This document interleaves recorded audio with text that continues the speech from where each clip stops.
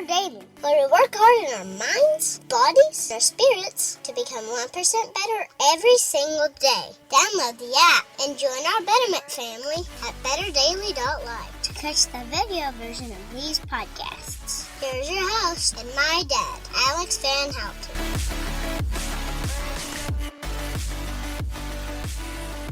What's up, Betterment family? This is Alex Van Houten in Better Daily Live. Happy Wednesday. It is Wild Wednesday, and on Wild Wednesday, I share with you work that I've done from the past. It could be an interview, it could be a Bible study, it could be a past show of Defining Dad Bod, or maybe a conversation that I had with somebody on their podcast. And so today I'm going to be sharing a conversation I did about 2 years ago with Dr. Layne Norton. And the goal of the conversation was to hash out a little bit of a feud that we had on social media, and it was a party to get to. Good morning, Robin. Good to see you. So I asked my social media community a couple years ago, hey, I want to have a debate. I want to have it out with somebody who believes down in the core of their being that really, when it comes to nutrition, calories are all that matter. And so a couple of people in my social media community tagged some people, and I had conversations with those guys. I had a conversation with Dr. Adrian Chavez. He has a PhD in nutrition sciences, and he runs a podcast called Your Nutrition Prescription. We've had a few conversations, podcasts here and there, but we actually had a conversation about the role of caloric intake in a health and fitness journey. And even though, he's a staunch proponent of calories, we found that there were a lot of nuances within there. Like, for instance, we were talking about the way metabolism works and how if you consider a human system and you say, okay, it's all about what calories come in versus what calories come out, kind of like your body's a bathtub. If more water is coming in than is coming out, then it's getting full. Or if more water is coming out than coming in, then it's not. And I made the point that, we can say those things in engineering as long as there's no reactions, but our body has lots and lots of reactions in it. And so it doesn't make sense to only think about the system in terms of inflow and outflow. And he said, yeah, it's probably more like your body's a bathtub, but there's a 5-year-old in there splashing around.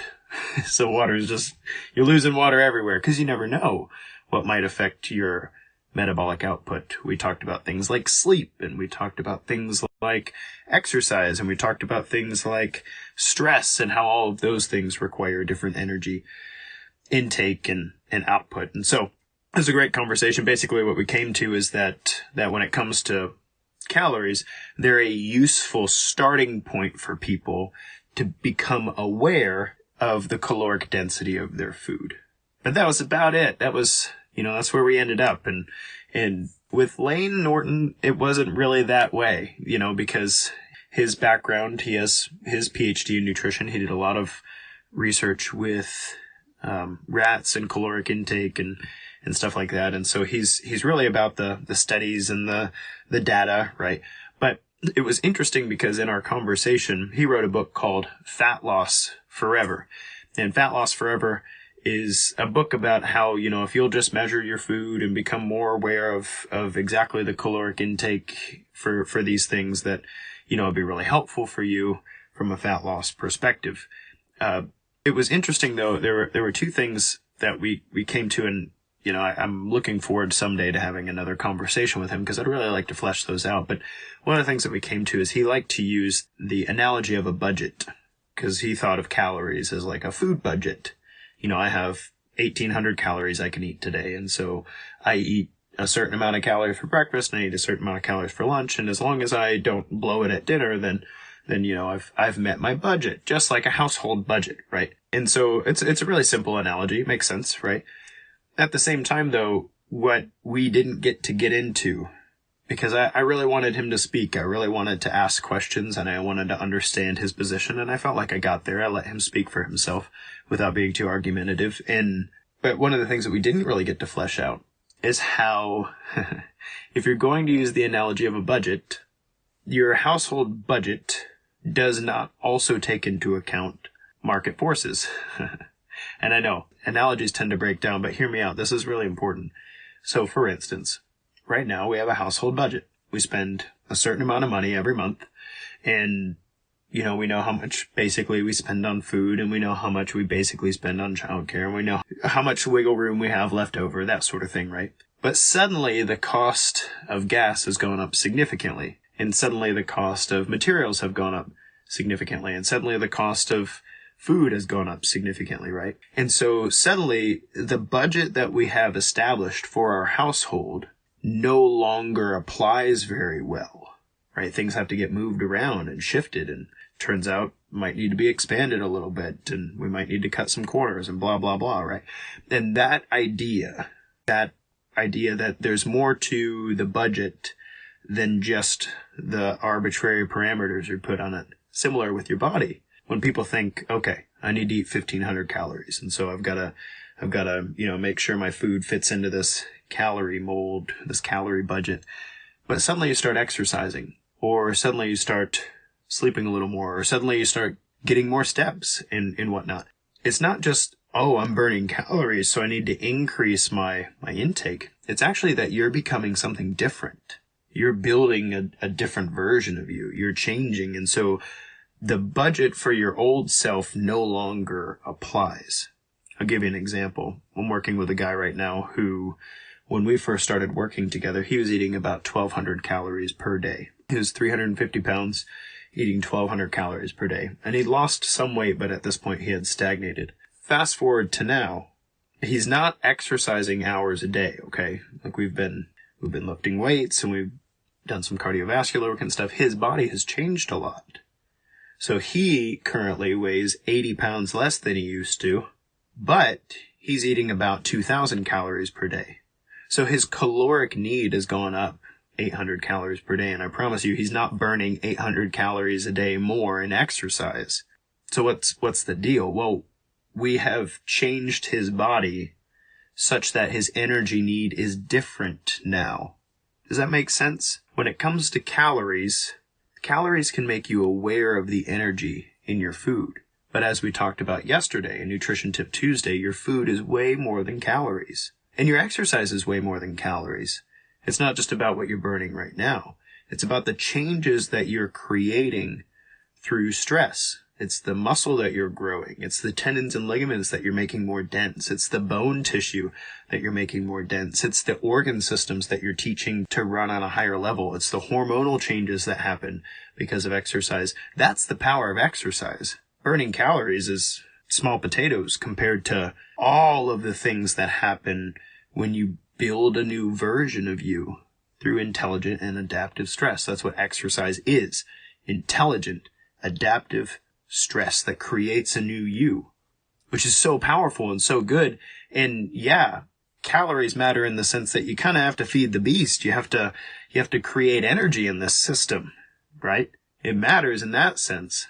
But my budget for my household, money-wise, 2 years ago is not the same budget that our household is dealing with now, because things are changing. Things are changing in the outside world. Here in my house, my boys are growing and they're eating a lot more as they get older, right?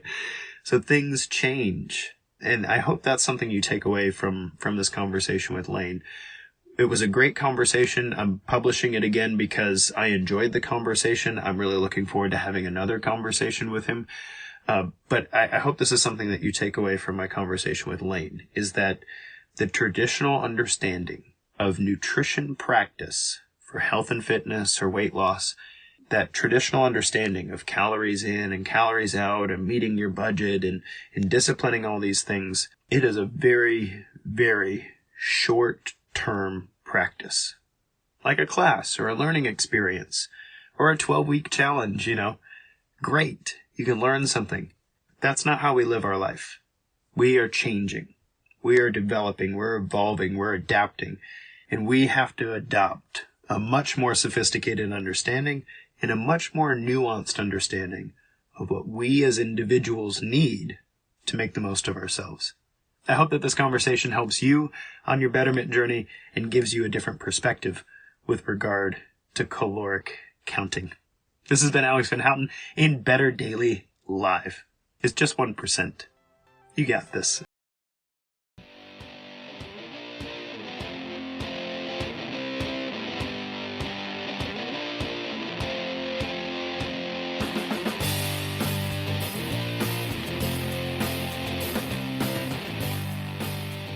What's up, guys? This is Alex Van Houten with Defining Dad Bod. I'm super excited to hang out with you today and for our guest, Dr. Layne Norton. I promise, Layne, that's the only time I'll call you doctor today per your request.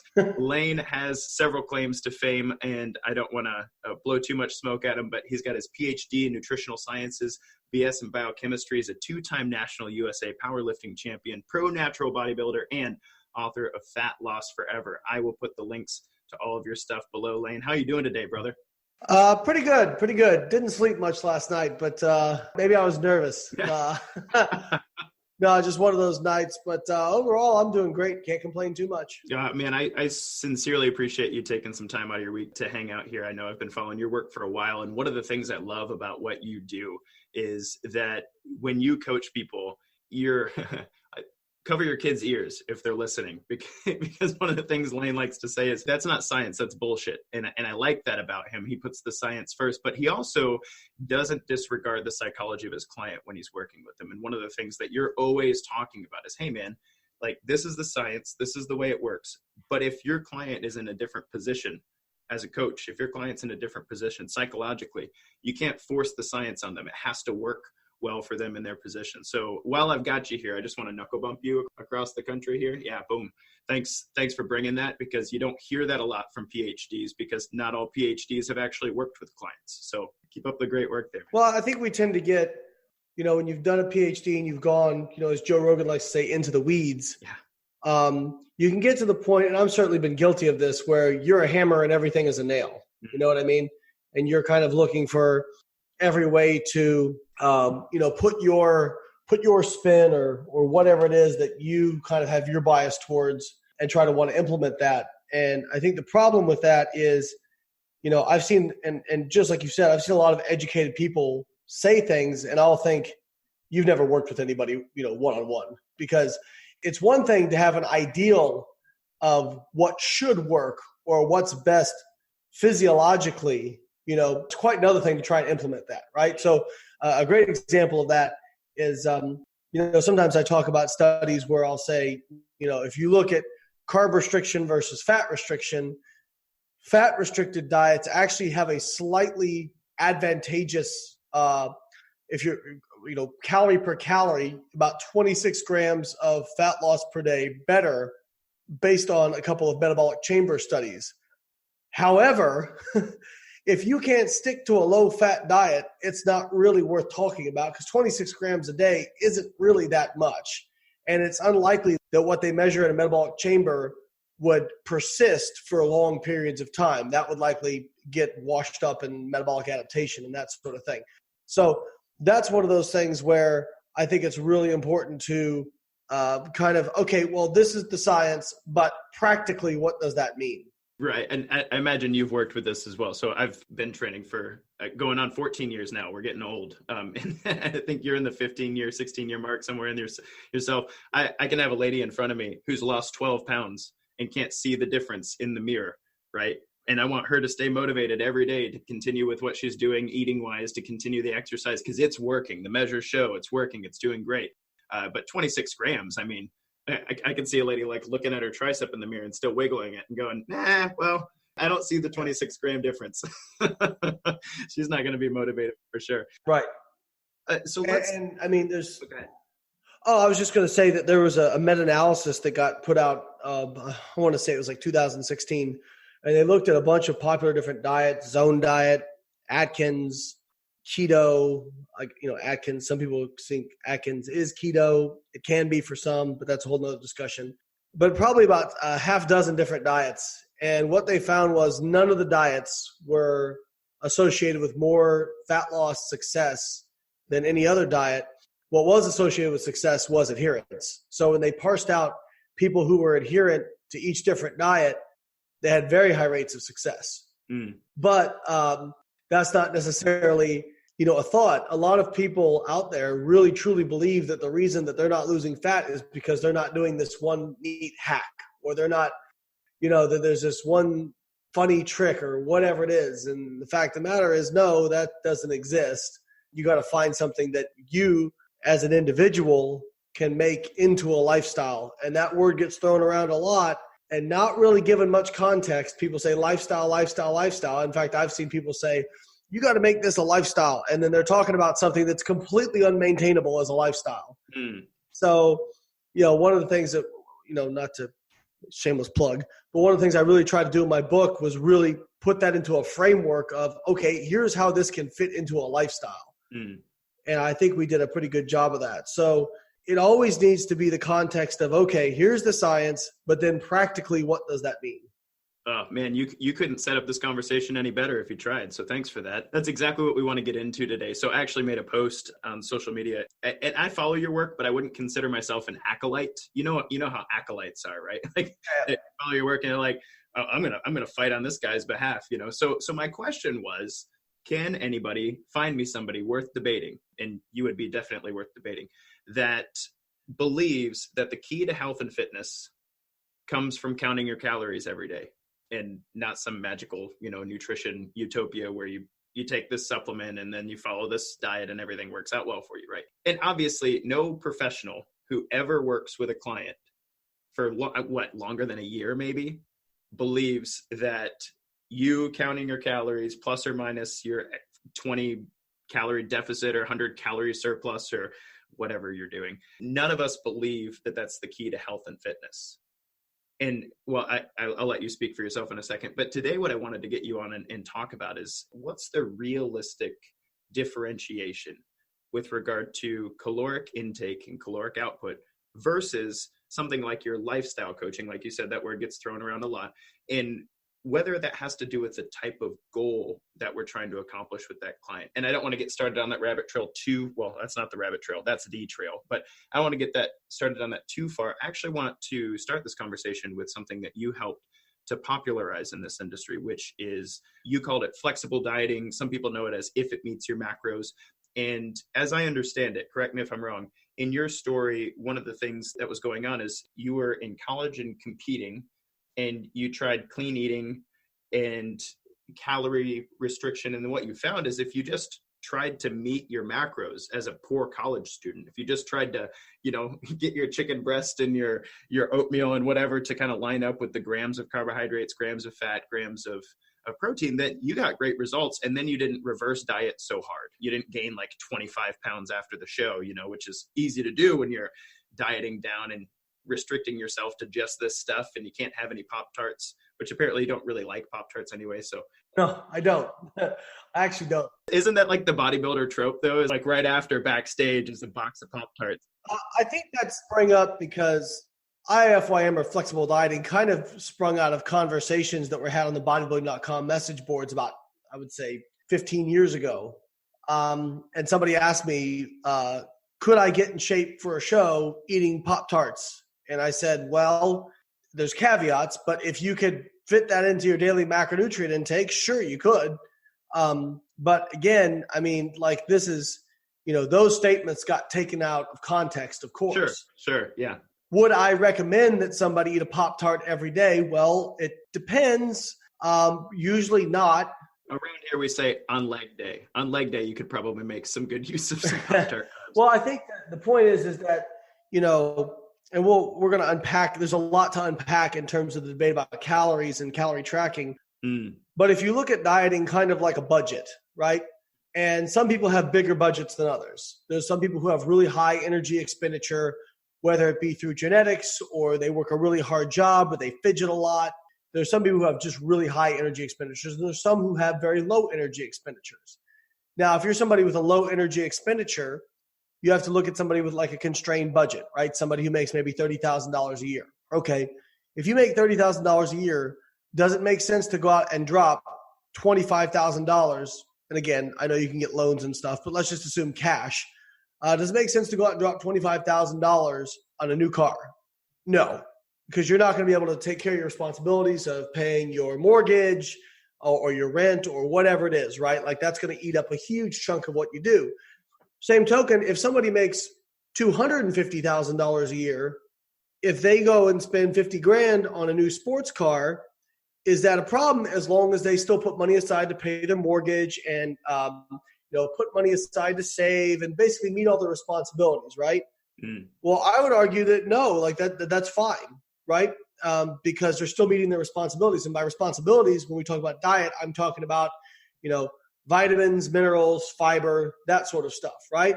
So if you meet all those and you've still got calories left over, then you can have some fun, right? And I've actually found that can actually improve adherence in some people. Now, there are some people who there's this big debate out there, and this is another thing that's huge to unpack, but essentially people have argued that certain foods are addictive. That may be true for certain people if we're talking about high sugar, high savory, meaning high sugar, high fat, right? The data out there on sugar being addictive is pretty weak. You don't see people pulling out bags of sucrose and just plowing it down, right? So, but things like cakes, cookies, those sorts of things, there are some people who do have addictive behaviors towards those. So when it comes to that, I take it on a very case-by-case basis. If somebody's not able to moderate that, then, or they have a very binary thinking, then I would say, okay, well then avoid, right? But for me and a lot of people I've worked with, and that was originally competitors, a lot of them had this very binary thinking, which was good foods, bad foods. And the problem when you have that thinking, and they've shown this in studies, is that if you're not going to be able, the competitors tend to be very neurotic and perfectionists. There's actually studies on this that shows this. But that's a large percentage of the population as well, are very perfectionist-oriented type A people. Ironically, I'm not. But what they show is that you can't control your environment all the time. You're just not able to.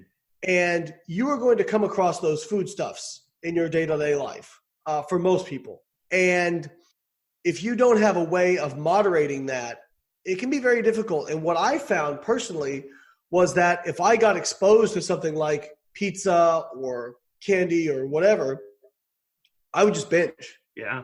Because it was like if I had just a little bit of it, I would feel like, well, I already blew my diet, so I might as well just have how much I want. Exactly. Which in reality... And people don't know, you have only so much willpower, right? So if something's going on in your life, like work was really stressful today, traffic sucked, your kids are crying, whatever it is, then it's not like exposure gives you the opportunity to make a decision. Like, this isn't really good for me. I don't need to eat that. It's like, you know what? It's been a day. Boom. And as soon as it starts, it's like you've tyrannized yourself for the last week or two, not eating XYZ. And now it's there. And I mean, we'll talk about calories in a second, but there's a difference between a couple hundred calories from a carrot cake and 5,000 calories from a 3-hour smorgasbord, Right. Sure. And going on a binge because you had, because you like eating a whole jar of cookies just because you had one is like Dr. Spencer Nadolsky says, that's like getting a flat and then slashing your other three tires. Exactly right. Right. No, it's okay if you've had a cookie, it's fine. Just account for it and move on. Right. Right. And they've shown us with studies where they do like desserts, right? So they do, they'll take one group and they'll say, you can't have any desserts. And then they give them one day a week that they can have desserts. And then they'll tell one group, hey, you can have some desserts, but you can only have 200 calories from XYZ, right? So they let them do whatever they're going to do just within some constraints. And it seems that the adherence to diets and the overall fat loss from the moderation results better in the person over time. 8 weeks, 12 weeks, 16 weeks, it extends out pretty far, right?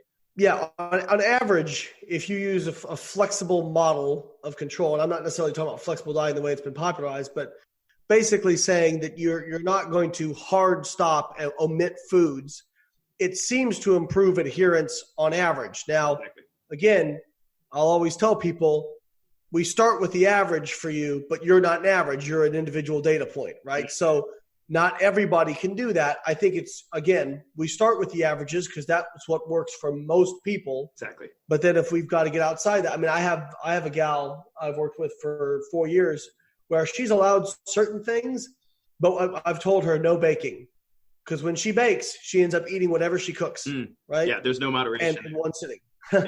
So, but if she gets something that's prepackaged, like individual prepackaged things, that actually doesn't set her off because she opens it up, she eats one, and then she's done, right? So again, I think knowing the averages, but then also understanding the individual is very important when it comes to coaching. And I think that's also one of the things that's made me not get really dogmatic about stuff. I mean, I've been times where I've been dogmatic about flexible dieting and reverse dieting, but if you read the book, like I'll say, you made a really good point about willpower. So willpower is finite, and it's not like you have willpower for your job and willpower for your kids and willpower for your wife and willpower for whatever else and your diet and your exercise. That all comes from the same place. So when do we find that we end up screwing up? It's at the end of the day when we've had a really long, like very few people screw up in the morning.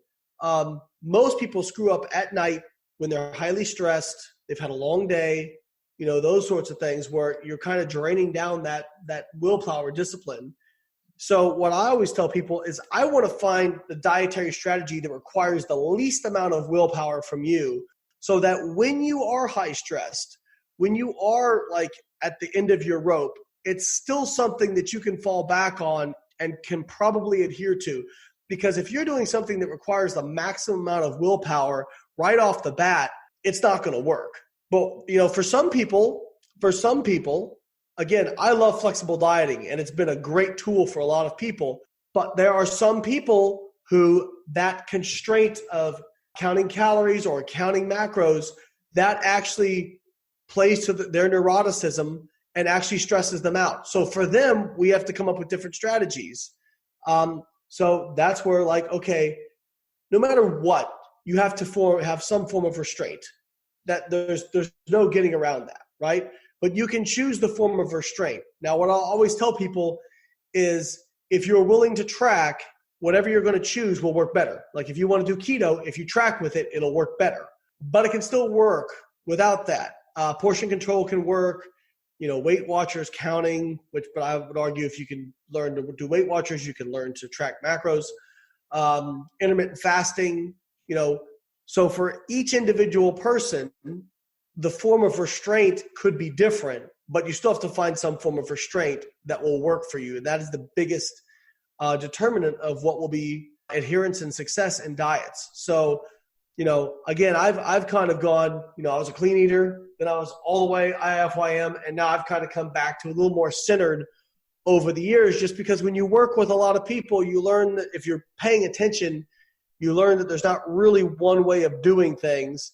Now, I do want to be clear that any approach that's working on a physiological level, it is because somebody is expending more calories than they're eating. And you would agree with that, I believe, based on our conversation, that is the physiological reason. When you say working, we'll be really clear here. Body composition change, fat loss specifically, right? Because correct. That's extremely important because, so you and I both work with people who, sorry, let me rewind. Nobody has ever come to me and said, Alex, I really want to gain fat and lose muscle. Like nobody's ever said that. Everybody who's ever come to me for help from a client perspective, there might be a big, giant myriad of goals, but somewhere in there is I'd like to look better naked, which is lose fat and gain muscle, right? Yeah. Or at least maintain it during some sort of change, right? Maintain a certain body composition during a change. So when Layne says it's working, meaning that there's, when a diet results in positive body composition change from a fat loss perspective, he means somebody wants to see fat loss. And the only way to do that is to get rid of the fat that you have on your body through an energy expenditure equation. I should put a caveat to that. Sure. If somebody is very obese or has never weight trained before and they begin weight training, you can have a recomposition effect where you don't really lose much weight. As far as fat tissue goes, you're still in a deficit because what's happening is muscle and lean tissue is requiring more calories for building. And so they're essentially robbing that from fat tissue. Mm-hmm. So you are in effect in an adipose tissue calorie deficit. Right. but you may not actually see weight loss on the scale. I try to talk in this show to help people through the initial phases of training and explain, because recomp is the overarching vocabulary that speaks to the changes that happen in the initial, but it's the initial adaptations like blood volume increase. There's a movement of extracellular fluid to intracellular fluid as your muscles start to turn on, right? Yeah. But you could also be burning fat, which means that you're losing weight and keeping weight at the same time. And what Layne says, you might step on the scale and be at a deficit from an energy expenditure perspective, but you're not seeing a change weight-wise yet. It doesn't make sense to people. I explain it this way. Look, you have 70 to 75% of your body is water. How many calories is in water? 0. When you start talking about the change of fluid in the body and where that fluid's actually going and stuff, that makes up a big difference from a weight perspective. It sounds like that's something you coach. And that's why it's really important that we have some, people kind of poo-poo metabolic chamber studies because they're very short-term and very mechanistic, but we need that because that's really the only way to be sure when you want to talk about, energy balance and how much fat's being lost versus lean tissue. Mm-hmm. Those are really the studies that make the difference because people are essentially in jail for several weeks. They're feeding them they know exactly the calories going in and they know exactly the calories going out. Well, I don't want to say exactly because there are detection limits. Sure. But within 100 calories. Within a 10% error.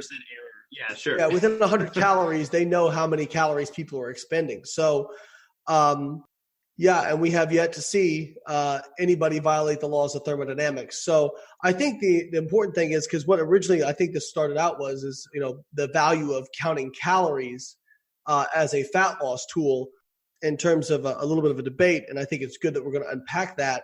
But I think the important thing to highlight to people is if you can lose fat without tracking calories, and you can gain fat while tracking calories. But just because those two things can be true doesn't mean that calories don't count, right? Mm. Calories always count even if you don't count them. Now, again, there are absolutely limitations in terms of what you can track, right? Just in food labels alone, there's a 10% error. What I would argue is that, and again, for some people, calorie tracking is probably not appropriate based on levels of neuroticism and those sorts of things, depending on the individual. But I've had pretty good success with it. I would say that is not in terms of long-term fat loss, that is not the end goal. I think it is a useful tool, especially in the initial phases, because most people don't even really know what's in food. They don't have a good idea. If you ask somebody to weigh out a serving of ice cream who's never tracked a portion before, what they're going to put in their bowl is 3 to 4 times what the actual serving size is. If you ask somebody to pour a bowl of cereal and what they think a serving size is, they're going to pour 3 to 5 times what a serving size is. So from that perspective, I tell people I have the highest degree you can get in nutrition, and the most I ever learned about nutrition was when I started tracking, because I learned what a high carb food was. I learned what a high fat food was. I learned what a high protein food was, right? Mm-hmm. I remember just, I'm going to date myself, but this is back in the day before we had apps. Yeah. I just had the complete book of calorie counts, about this thick. Took it to the grocery store and spent about 3 hours just going to the grocery store trying to figure out what foods would accommodate the diet I was trying to do, in terms of protein, carbs, and fats. And, that was extremely educational for me because I learned some of the stuff I'd really like to have, and I thought I wasn't consuming that many calories. Oh, boy, because people will, that's one of the other things is I did a breakdown of characteristics of successful dieters in my book and people who maintain weight loss. And one of the things is they don't snack. Mm. They don't really snack. They don't take licks and bites of stuff. People don't count those, right? So they grab a handful of nuts or whatever. Well, a handful of nuts could have 300 calories in it. And it can be variable too, right? That's the problem is until you have had that experience of really tracking, it can be very, very difficult to estimate what's in food. So what I always tell people is it's probably good to go through a period where you're tracking very, very intently and understanding what that looks like. Over time, and if we're not talking about a competitor, right? Because a competitor, there's a certain level of perfectionism you require. Exactly. But if we're just talking about somebody who says, I want to lose 30 pounds and I want to keep it off. Okay. Over time, and we have definitions of intuitive eating out there. My definition of intuitive eating personally is someone who doesn't just go by hunger signals. I think going by hunger signals is a really, really crappy way to try to lose weight personally, because our hunger signals are so distorted in this day and age because it's not just physiology. Hunger is a complex array of sociological, psychological, and physiological factors that influence it. It's just like sex drive. You can't. Yeah, exactly. If people if you're trying to lose weight with hunger, it's kind of like treating a sex addiction with, I don't know, when do you feel like it? Right. Yeah. Only have sex when you feel like it. Yeah, exactly. So I think that the point I would make is that what I want my clients to get to, my non-competitive clients, is that in time, they're not like taking a scale to a restaurant and weighing every single piece of food. But what they are doing is they're saying, you know what, I think what I had in that was probably about 40 grams of protein, probably about 60 grams of carbs, and probably about 20 grams of fat. Mm-hmm. That sort of thing. Now, they're going to be off. They're not going to be perfect. That's absolutely true. But I find that that's typically better than somebody just going, fuck it, right? Because that's what tends to happen is if you don't make yourself accountable in some way, what I see a lot of is people kind of like throw their hands up to the dieting gods and go, oh, I hope this doesn't make me gain fat.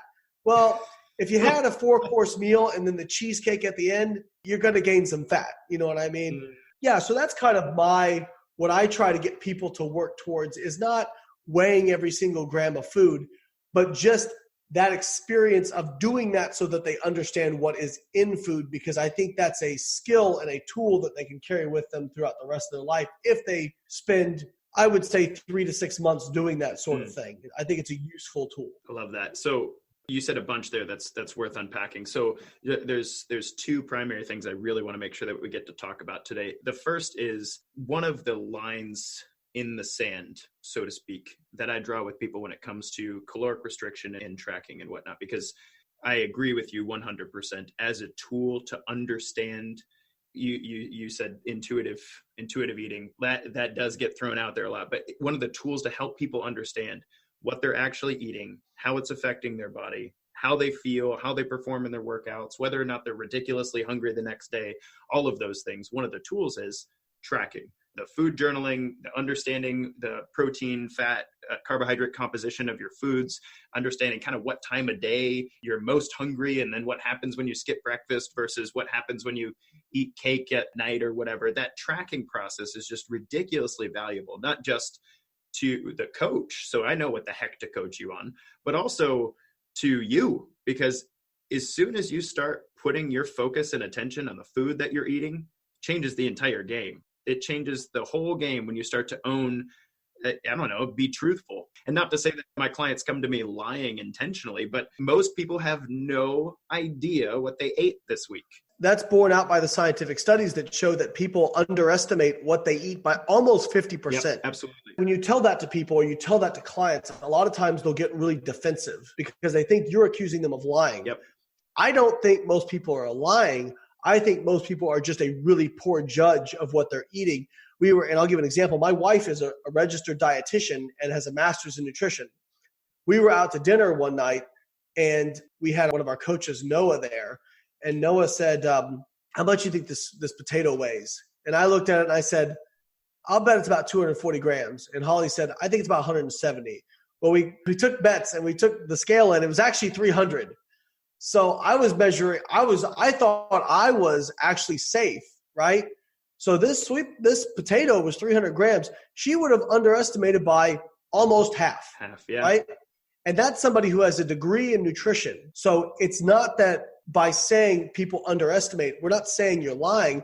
We're just saying that we're all really poor estimators of what we eat. Right. That's how the human brain. Which is why when people go out, I tell them, whatever you think you ate, just add 20% to it as a cushion, right? Be conservative and then add 20%. I love that. Hey, I don't know if you knew that we shared this. I'm also married to a dietitian with a master's in nutrition sciences.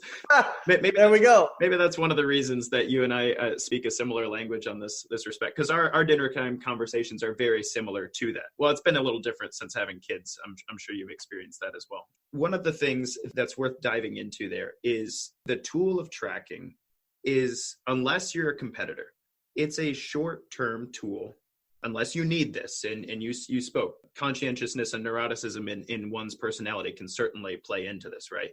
There are even times in my life where I'll spend a week tracking just to make sure that what I'm doing makes sense, and then I can continue to go from there. But in the short term, it's an amazing tool to help somebody get in tune with what they're actually eating, so that you and I as a coach can actually manipulate that if need be, but also so that you as a client can start to intuitively understand your food better. And even with a master's degree and even with 10,000 hours of practice, this is something it's very difficult for the human brain to wrap its head around, especially with our food industries the way they are, so good at putting just about, I don't know, double the calories into everything that would normally exist from an intuitive perspective. So with that being said, I kind of want to make a differentiation between goal types, because I have people who come to me and they say, hey, I have a wedding in 3 months and I want to look really, really good in my pictures forever. Like, okay, great. So there's a difference between training for that goal and somebody who comes to me and says, hey, I've got a 6-year-old and a 5-year-old, and I just haven't felt like myself since starting the business and doing this stuff. I look in the mirror, I don't recognize this guy. And, I want to be the dad who's practicing with them at baseball games and stuff and putting their friends to shame when we sprint across the field. When those two types of goals make their way into my consultations, I tend to approach them very differently. The short-term goal for the wedding, so to speak, or this could be like, I want to get on stage and have somebody take pictures of me for my competition or whatever. The short-term goal lends itself very readily to intense tracking of food intake versus food output. The long-term goal, on the other hand, it's a tool that I would like to use to help you to intuitively understand your food. But my goal here isn't to change your energy expenditure, so to speak. My goal here is to help you establish something that you can bear out for the long term. And so when I approach these sorts of goals, and the reason I'm excited to talk to you specifically about this today is because I know in the industry, there are many trainers who use the short-term tools for long-term goals. And frankly, many clients are coming to me just 100% sick of it. Either they've heard this from this and that, or they've YouTubed this, or they've read this book. And so they're so confused. They're trying to use these short-term tools like excessive intermittent fasting or ketogenesis or whatever to get really good at understanding their hunger in the short term and intuitively understanding their portion sizes. They're trying to apply this to a long-term lifestyle. And the thing that I'm hoping to bring out of this conversation is that calorie counting, unless you're competing, just is not a 5-year plan. What are your thoughts on that? Because I think that really is where, like, you look at the research and stuff, we've got relatively short-term studies on this sort of thing, not just from an adherence perspective, but like you said, you can't stick a human being in jail for a year and see what happens. I really think of it in terms of that difference. Is this a short-term goal? Then we're going to be really intense about this tracking thing. If it's a long-term goal, then we're going to use this tracking as an educational tool, but the goal in the long term is to create something that you can sustain. And I don't know about you, but I didn't get into training because I was ridiculously good at math and really just loved adding things up all the time, right? So what are your thoughts on that? I think that the first thing is I'll make another monetary comparison. You don't need a budget to save money, right? But you need good habits to save money. Now, what having a budget does often is it forces you into good habits, right? So if you say, I'm only spending $3,000 this month, and here's where all this money is going, and you stick rigidly to that. If you used to go out and get beers with your buddies, every Tuesday night, and it cost, $75 because you were going to a bar or whatever, and then having some food, this and that, you go, that's a pretty big chunk of my fun budget. I'd rather spend that going and doing something else, or maybe I can come up with something that's free or much lower budget that I can have just as much fun with. So it starts forcing you into good habits. Like you'll read about things with money that you should do, but you kind of go, But then when you have to stick to a budget, then you say, okay, if I want to save, like let's say you're saving for a house. You say, I need to save $20,000 towards a down payment. I need to do that in the next 6 months, right? So you need to save over $3,000 a month. And you say, my budget for spending is $3,000 because I make whatever, $6,500 a month. Well, guess what? If you don't save the $3,500 a month, you ain't getting that $20,000 for the down payment, right? So it's going to force you into good habits.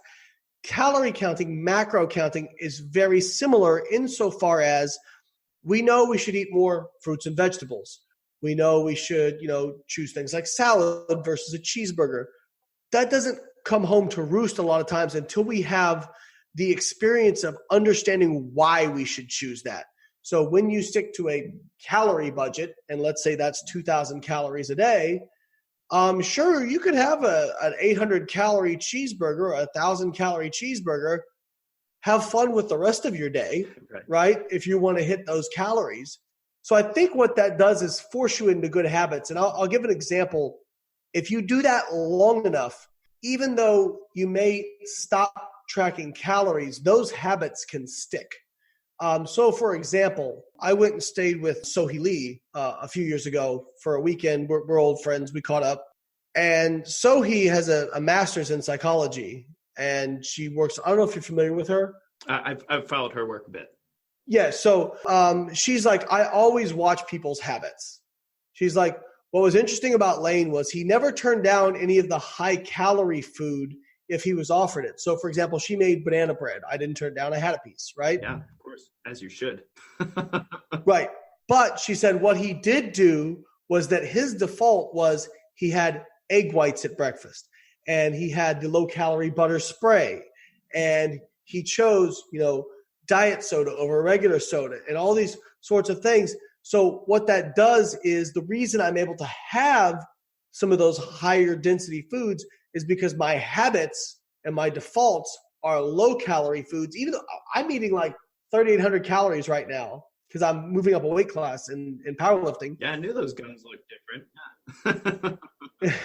My wife is like, she's like, why are you still eating fat-free yogurt? Go get some of the good, like really calorie-dense stuff. Like save us some money. And I'm like, but it's just my habit. I'm just so used to, I go to the store, I get fat-free yogurt, right? I get fat-free Greek yogurt because that's what a habit I got into during contest prep. And that's from 10 years ago. I haven't competed in 9 years. So those habits are still present today. And I want to keep those because if and when I decide to diet for a show again, I don't want my habit to be, I have 5 Snickers bars a day and, like that sort of thing. That's exactly right. The point being is that calorie counting can force you into that. And it can be good as an accounting tool, right? So you get somebody who they're stuck, right? They haven't lost weight in a while. And you go, okay, let's take stock. Let's see where you're at. Let's make sure you're really eating what we think you're eating, right? So maybe you've worked with a client for 2 years. They got good results, and now they're kind of at a plateau, right? And they want to go further. Okay, let's take stock. Let's see where you're at. Let's count calories really intensely for a few weeks, and let's see how many you're actually eating. And then if you get in and you say, oh, wow, you're actually eating 2,800 calories a day, you need to make some better choices. Now you know, right? And you said something earlier that I wanted to touch on because I think it's a really good point, and a lot of people don't understand it, is if you look at weight loss in the long term or weight gain, Gary Taubes actually brought this up on his debate on Joe Rogan. If you look at weight gain, it's only about 20 calories per day over the course of, say, 30 years, right? What most people put on in their life. So people say, well, if it's really calories in versus calories out, like, how are you so good at capturing that energy, right? Well, I think the first thing to bring up, and this is where a lot of people go, well, that can't be right, right? If you cut 20 calories out of your diet, I promise absolutely nothing will happen. I promise. But there's a few reasons for that. The first is that people don't, that's assuming a linear weight gain or loss. People don't lose it or gain it that way. They do it in chunks, right? So there's actually some evidence that the vast majority, up to 80 to 90% of the weight we gain during the year is in the holidays.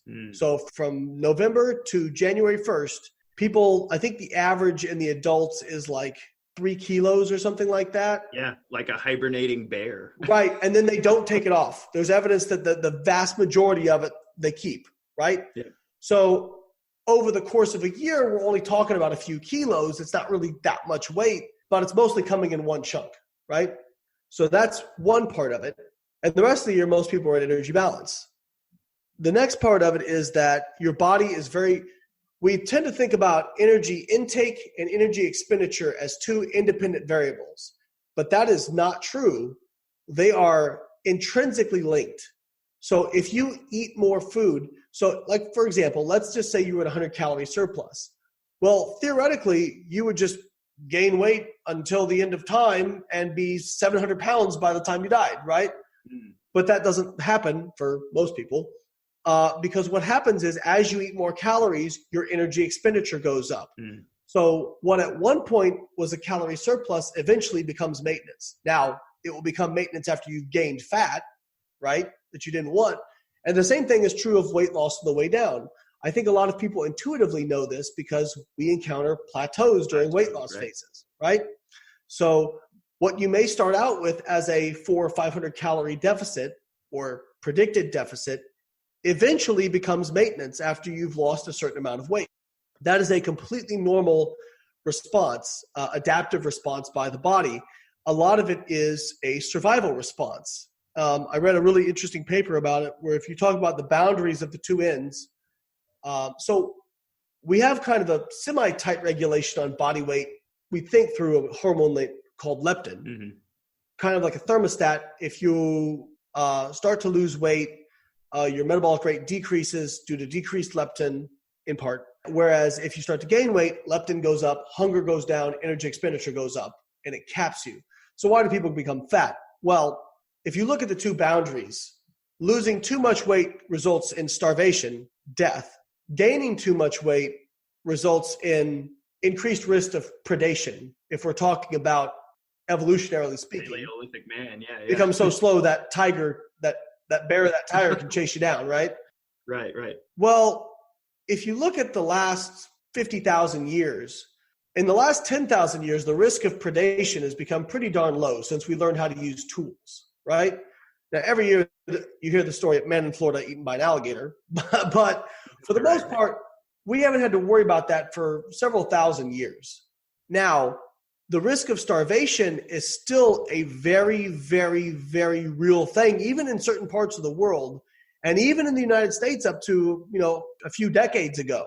So in terms of the impact of which is more impactful on our genetic code and genes, the body is going to defend against starvation a lot more than it's going to defend against increased risk of predation. Right. So that's why it seems to be harder to lose weight than it is to gain weight, and why it seems like we have a tighter regulation on going down. So again, and a great example of this is taking people who have bariatric surgery who can only eat or are only supposed to eat 1,000 to 1,200 calories a day because of how small their stomach is. Very few of them get really lean. Mm. You know what I mean? Even though that's because that low amount of calories eventually becomes their maintenance calories. Now they lose a lot of weight, but it eventually becomes their maintenance calories. And so that's where it's really important to know that it's not two independent variables.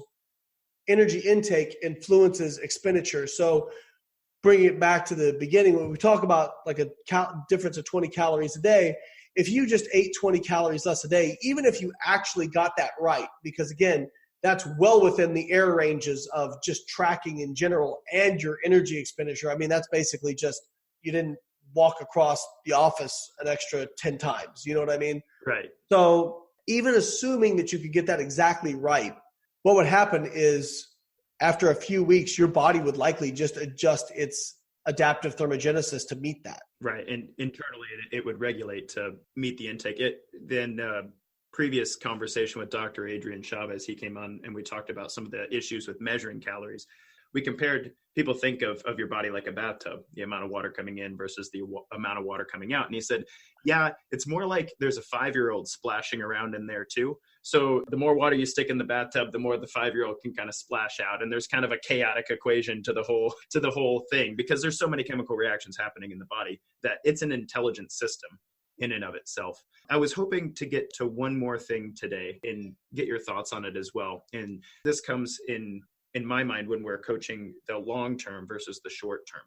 It's the idea that, and we could explain this in thermodynamics as well, but I don't know how much you care to get into entropy, but it's the idea that the body's not necessarily a car, so that our food coming in is fuel versus the food coming out, is exhaust or whatever. A car's engine is a fixed thing, right? So the fuel that it burns, mugs up the engine and stuff, but when it's all shot, you just get a new car or do some maintenance on it. Your body's different in that not only is it using the food you eat as fuel, but it's also using the food you eat as the building blocks to rebuild the engine at the same time. And so when you start looking at the long-term, not just the math of metabolic changes that happen in the body with regard to calories, but that the quality of the food that you're eating may, in fact, in the long term, change the quality of the engine that you actually are building. I like to say to people, which engine do you think is worth building yourself out of, or which building block, 100 calories of spinach or 100 calories of Skittles? Obviously, from a macronutrient perspective, those are very different. But the point is, everybody intuitively knows that spinach is going to build a better engine out of you, or a better house, or however you want to think of it, right? Even though the energy is the same from both of those. So when we look at the long term, I try to help people understand that if you're wanting to be around for your grandkids and you're wanting to sprint against your 6-year-old and stuff, we can use calories as an understanding and tracking tool to help you intuitively regulate your amounts. But you also need to start making some decisions about what you build yourself out of. If you look at your finger, in about 3 to 5 years, every single molecule in your finger is going to be different. You're literally going to build a new finger. And what are you going to build yourself out of? And that's everything that you put in your face for the next 3 to 5 years, right? And so when I explain that to people from a coaching perspective, it gives them a little tool in the immediate when they have willpower, not all the time, but when they have willpower to say, is what I'm about to do worth building myself out of? Yes or no?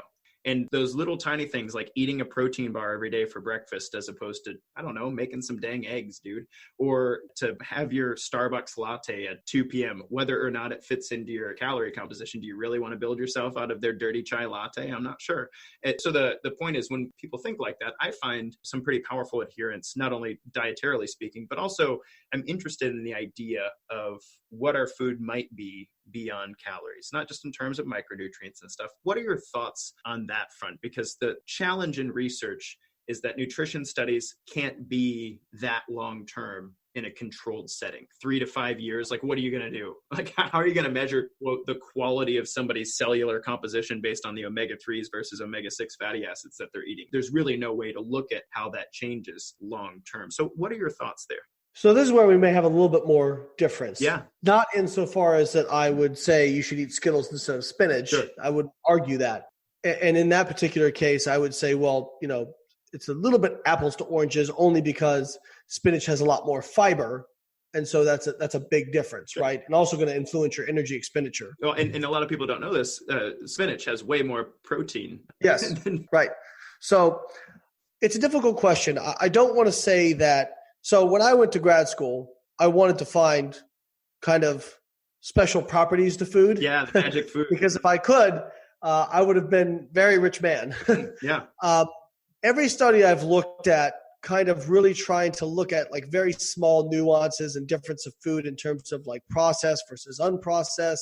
Now, I will say there is some research to suggest that the more highly processed something is, the more easily you're able to extract calories from it. So there may be a difference insofar as that. But like organic versus non-organic, trying to get down to the nitty-gritty, when you control calories, omega-6s versus omega-3s, when they do show differences, they're not really big, right? So it's kind of like, I don't want to go as far as to say, just hit your calories, protein, carbs, and fats, and micros and minerals, and say that there's nothing inherent about the food that could make it special. But I always try and keep in mind the big picture. I don't think what you tell people is wrong.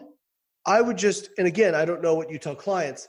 If I was saying something like that, I would put it with the caveat that you just don't want them to create a binary thinking, right?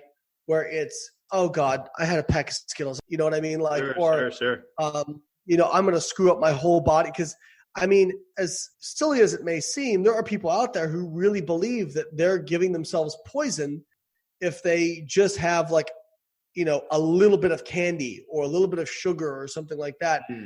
That's not a really helpful mindset either, because it's not really reasonable. Yeah. So I think that trying to emphasize the point of high quality, nutrient dense, meaning a lot of fiber, a lot of vitamins and minerals, I think that that's a really good starting point, as long as the caveat is in there that, listen, if you have some of these higher empty calories or whatever, it's okay to sometimes do that. Sure. As long as you're not making that your habit, right? As long as that's not your habit. Well said. Yeah. I like to say on the show, and my listeners know, I'm not a purist by any means. My son and I love French toast. I enjoy Kentucky Four Roses bourbon every once in a while. You are what you consistently do. So if you're consistently consuming food that's great for you, as you were saying, hey, I had my banana bread, but I had some egg whites and stuff. I kind of offset that way, and it was good for me. And I think when I approach the industry, I want to help people. I want to educate them on their portion sizes. Obviously, I want to educate them in a way that's going to result in not only calorie deficits and surpluses that will reduce the fat and increase muscle, but I also want to bring an ethos or philosophy to food to help people really balance this. And I guess we come full circle here, this magic fad diet crash yo-yo way of doing nutrition, because my why here, I'd love to hear your why if you don't mind as well, because I didn't actually get to ask you about that. We got right into the business. My why is I want to pass on something sustainable to my kids. I want to pass on habitually speaking, exercise wise, it doesn't matter to me if they're the elite athlete or maybe a registered dietitian someday, but it matters to me that what we do in our house sets them up for success in the future. And that's how I coach, my demographic of parents. And I don't know about you, man, but carrot cake makes life worth living sometimes, and so, hey, I might not be building my house out of carrot cake all the time or Skittles all the time, but right. That if what we do the majority of the time is good for us, builds a good body, perhaps in the future, my kids won't be wrestling with cardiovascular disease, and maybe that'll rub off on their community and whatnot. But I want to make sure that you get the last word and stuff, but I'd love to hear from your perspective when you approach your client coaching. And I know this evolves, you've been in this industry long enough that you probably approached it one way, evolved over a few years and stuff, and now you approach it another way. What's your why? What is it that you're trying to bring to the table for your people? Yeah, my why is that I want them to be happy, in terms of like, one person's happy could be different than another person's happy. I mean, some people, they just want to lose 10 pounds. Some people, they want to be shredded and get on stage. I want to make either of those goals happen for the people. I also want people to, I guess, coming from the competitive background, I just saw so many people who beat themselves up because of food. So I probably come a little bit from a different direction than a lot of people, where I saw a lot of people develop and struggle with eating disorders. And so I give a big talk on flexible dieting. One of the things I say at the end is like people, like everybody worrying about all this little stuff and like, all the, like, all right, maybe like the food dye isn't the best thing that you could have, or some of the processing isn't the best thing you could have, even though there's no evidence that it's, inherently dangerous, but it's healthier than an eating disorder. I can tell you that. Okay. Well said. It's always trying to put things back in perspective. And I want to kind of take the fear out of food. We have a lot of fear-based media on food. Sugar is toxic. It's going to give you cancer. Fat's going to clog your arteries. Like the what the health stuff, casein protein is heroin, like it's like, if you went by all the Netflix documentaries, I mean, what you'd be left with is basically, you can't even drink water, because that's bad. You could drink coffee, essentially, but you can't eat anything. Cardboard and soy-based chicken, I Yeah. guess. Yeah, like you can't eat anything because everything's going to kill you. And that sells a lot of movies and books, but it doesn't help our society. Like all that does is make people throw their hands up in the air and go, I don't know what to do. And they end up just bouncing from one fad to the next. And it also creates an isolationist period where what I struggle with a lot is just like, I'll just watch, keto zealots and vegan zealots like barking at each other all the time. And I'm thinking, you guys are the exact same people. You just, one of you picked one religion and one of you picked a different religion. You know, well said. I think certain diets have certain advantages and disadvantages. I just want an honest discussion about why these changes happen, right? And I feel like today was a really good one. Thanks, man. I appreciate you being here. But unfortunately, there are some people in this industry who really prey upon the desperation of people and are willing to sell them whatever those people want to hear. So there's so much money. Yeah, there's so much money in the fear and confusion for sure. There is. There really is. There really is. And my why is really trying to create as much awareness and take the fear out of food as I can so that we can start having an honest dialogue about what matters and what's needed to really positively impact health in this country. But, you know, these fear-based campaigns, they don't do anybody any good. So well said, man. Hey, I knuckle bumped you at the beginning. I want to knuckle bump you again. I think we're on the same mission there, but I appreciate that. Yeah, and unfortunately through the, you know, like people originally pointed me to you as somebody who's saying, this person's saying that calories in, calories out doesn't matter. And, you know, typically if you're an intelligent person, when you get on a discussion, you're always closer than you think you are. You know what I mean? And that's what I figured would happen, you know. But unfortunately, you know, a lot of times you only have a limited time frame to give your message, or people just, you know, take a snippet out of your message and send that to somebody else, right? Like my Pop-Tart thing, saying people can get in shape. Layne saying people should eat Pop-Tarts and get in shape doing that. But that's not what I said, right? But people love drama and all that kind of stuff. So, you know, I think that these sorts of discussions are really important. And, you know, that's also like when Dom and I were on Joe Rogan, like people said a lot of people said that was the most useful nutrition discussion they'd ever heard. Such a good conversation. Yep. Yeah, because, you know, Dom and I were 95% of the way there. You know what I mean? So, and I think when you talk to most scientists who don't have a big vested interest in kind of one specific diet, you hear pretty similar things. That's exactly right.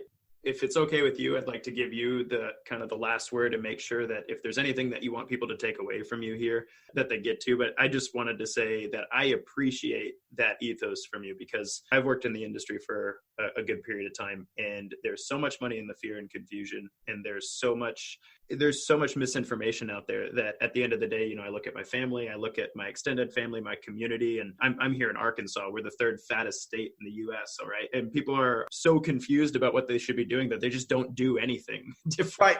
You know, so paralysis by analysis. Exactly. And so I look at that and it's heartbreaking, man, because you see just an enormous waste of human potential.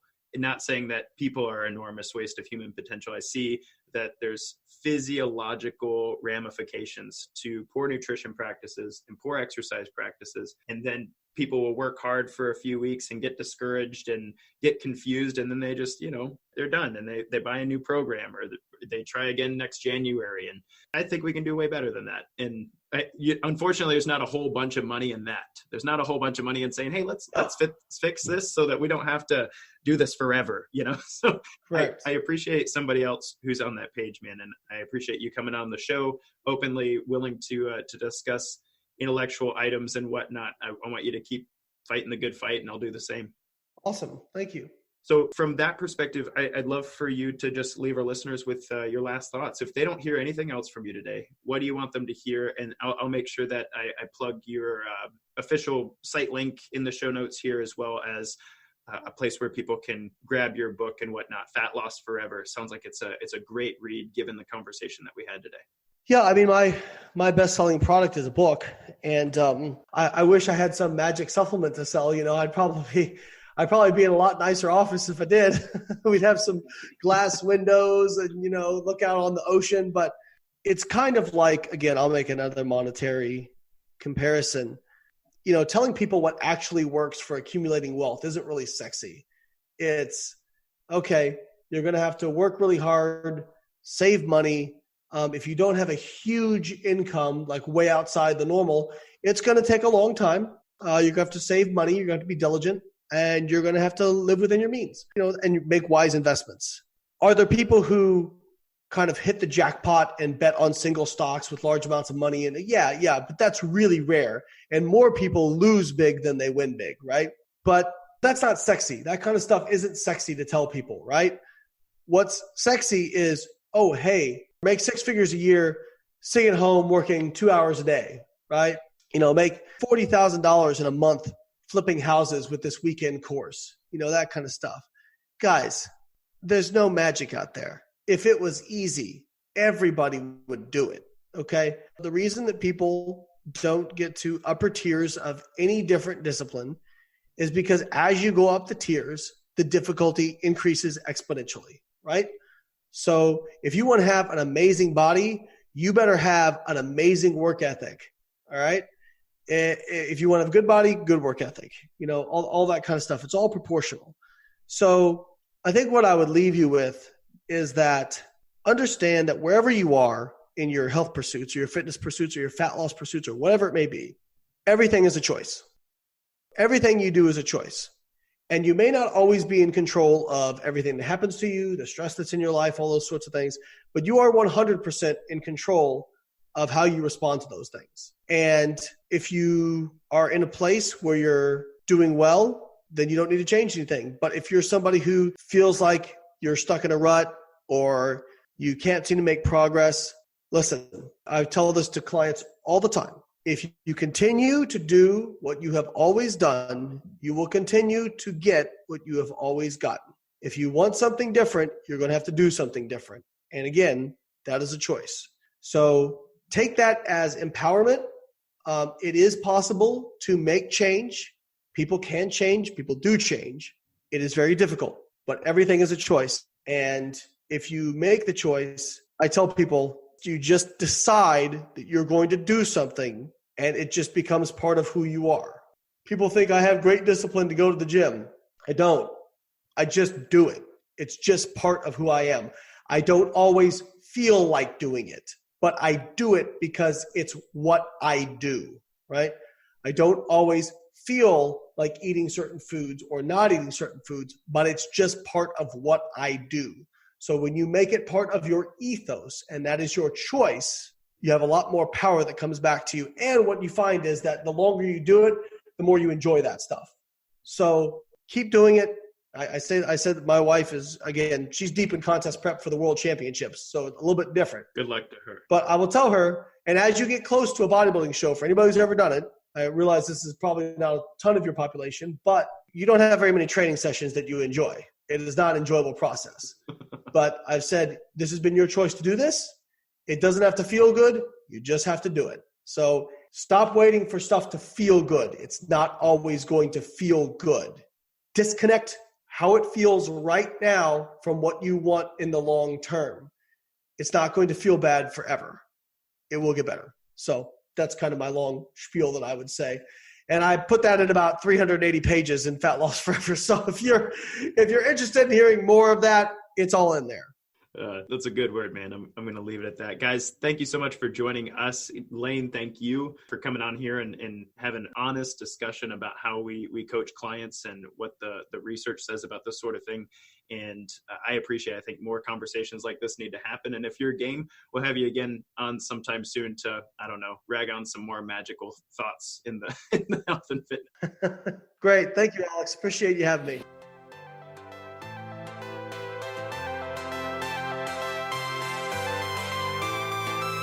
Thank you for joining us for your 1% Better today. Don't forget to subscribe for the podcast. Leave us a raving review to tell others how Better Daily has helped you in your journey. If you want more Better Daily, download our app and join our Betterment family at betterdaily.live. Use code POD to get 25% off your subscription. That's POD, all caps, to save 25% on your subscription. We all have a cross to carry. It's lighter when we do it together.